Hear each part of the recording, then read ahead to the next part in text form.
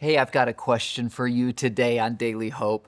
What can you do when you choose God in your life and then everything falls apart? Have you ever had that happen? My wife Melanie and I, right after we got married, I had been a journalist in Scottsdale, Arizona. I had a nice home, great job, great health benefits.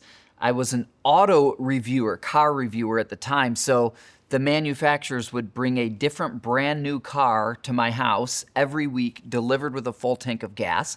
All these restaurants where the media company I worked for had like unlimited gift certificates in exchange for advertising. So we'd eat out every night wherever we wanted, drive a different brand new car every week, walking on golf courses in Scottsdale, Arizona. It was just this great life. Then God called me to be a pastor.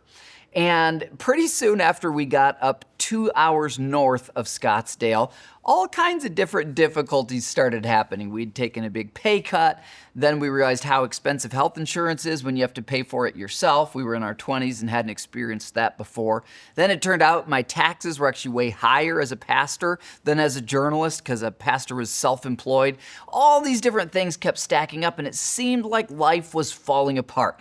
The really pinnacle of it was when we got evicted from the house we were renting in Prescott, Arizona. We had been paying our rent to our landlord, but our landlord had not been paying the mortgage. So Mel was 8 months pregnant with our firstborn Jack, and we got kicked out on the street and had to find somewhere to live. And it seemed like, God, we're choosing you. Why are things falling apart? Well, not too long after David's breakthrough with Goliath, David's gonna experience some really severe difficulty.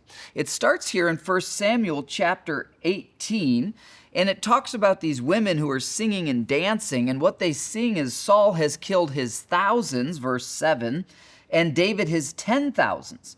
Verse 8, this made Saul very angry, and then verse 9, so from that time on, Saul kept a jealous eye on David. This jealousy is going to well up within Saul and create a lot of difficulty for David. What can you do when you choose God and then things fall apart? You keep choosing God. I'm so glad that Mel and I didn't give up on ministry and putting Christ above all in our lives when things were a little difficult 15 years ago. God carried us through that.